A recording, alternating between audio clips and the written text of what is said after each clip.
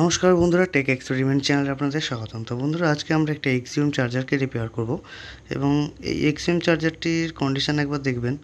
এর আগে আমি অনেক ধরনের ভিডিও বানিয়েছি এক্সিউম চার্জারের ওপর, বিভিন্ন প্রবলেমের ওপর। তো প্রথমত এই কন্ডিশানটা দেখুন, এই কন্ডিশানেই কিন্তু এসেছে। এখানে ক্যাপাসিটারগুলো পর্যন্ত ছিল না এখানে, আর দেখতে পাচ্ছেন কন্ডিশান কেমন। তো এই অবস্থা থেকেও কিন্তু এটা রিপেয়ার করা যায় যদি আপনাদের কাছে সমস্ত কম্পোনেন্টের এখানের নলেজটা থাকে। তো আমি যা ভিডিও বানিয়েছি আশা করি আর প্রয়োজন হবে না, তবু যারা দেখেননি তারা এই ভিডিওটা দেখতে পারেন, যারা নতুন তারা দেখতে পারেন। এবং এছাড়াও বিভিন্ন অ্যাপ্লায়েন্সেস রিপেয়ারিংয়ের ভিডিও আমি এখানে দিয়ে থাকি এবং বিভিন্ন ইলেকট্রনিক্স প্রজেক্টও বানাই। তো যারা ইলেকট্রনিক্স হবিস্ট আর কি, তারাও আমার এই চ্যানেলটিকে সাবস্ক্রাইব করতে পারেন। তো এখানে দেখুন, প্রথমত আমরা স্টেপ বাই স্টেপ এটাকে রিপেয়ার করার চেষ্টা করব। তো এখানে আপনাদের বলে রাখি, কোনো দিনই কিন্তু কোনো ফেক নলেজ এখানে দেওয়া হয় না।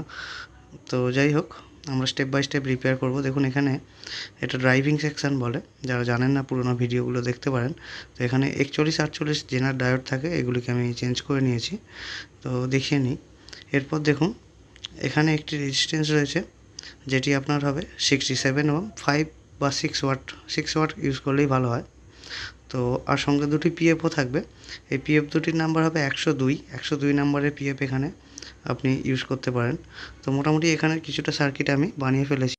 তো আর কিছুটা সার্কিট এখানে বাকি আছে। দেখুন, এখানে 150 কিলো ওহমের 2 ওয়াটের রেজিস্ট্যান্স থাকে দুটি। এখানে একটি ঠিক আছে এবং একটির জায়গা তো পুরোপুরি নষ্ট হয়ে গেছে। তো এখানে আমি দেখুন রেজিস্ট্যান্সটি লাগিয়ে দিয়েছি, সাথে সাথে দেখুন একটি মোটা ওয়্যার দিয়ে জাম্পার করে দিয়েছি। তো এটাও এখানে থাকে আর কি। তো এইভাবে মোটামুটি ওপরের সার্কিটটা আমি রেডি করে নিয়েছি। এরপর আমি এখানে মসফেট বসাবো এবং মসফেট বসানোর আগে আপনাদের বেশ কিছু জিনিস চেক করতে হবে। আগে দেখুন, এখানে 10 ভোল্ট আর 12 ভোল্টের যে 5 ওয়াট করে জেনার থাকে, সেই দুটি শর্ট ছিল এবং এখানে এই ট্র্যাকটি জ্বলে গিয়েছিল। এটাকে আমি রিপেয়ার করে নিলাম এবং সাথে সাথে এখানে মসফেট বসিয়ে দিলাম 48 and 60 M2 অরিজিনাল এসটি।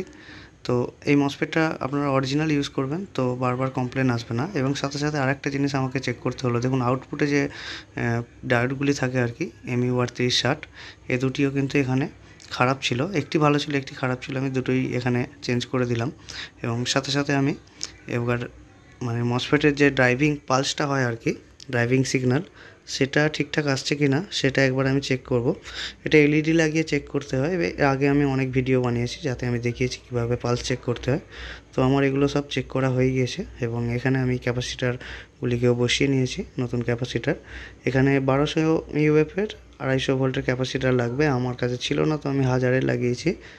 তো ফ্যানের জায়গায় একটি, এটা আমি সিরিজে চেক করছি, সবসময় প্রথমে সিরিজে চেক করবেন, তাতে সেফলি আপনি মানে রিপেয়ারটা করতে পারবেন আর কি। তো এখানে দেখুন অ্যাম্পিয়ার মিটার লাগিয়ে দিয়েছি। আপনারা অনেকে হয়তো ভাবেন যে আমি কেন দেখাই না পুরোপুরি, তো এটাই রিজন, আমাকে এখানে আসতে হয়, যেতে হয়, এটা একটা প্রবলেম হয় কাজ করতে করতে। তো এক হাতে ভিডিও বানাই, এই জন্য ভিডিও অনেকটা শেকি হয়। দেখুন, পুরো 15 অ্যাম্পিয়ার কিন্তু আসছে আর কি। আর সাথে সাথে দেখুন এখানে এলইডি আমার ব্লিঙ্ক করছে, 50% এখন চার্জ হচ্ছে, ফ্যানও চলছে। তো এইভাবে আপনি কিন্তু যে কোনো কন্ডিশনে এক্সিউম চার্জারকে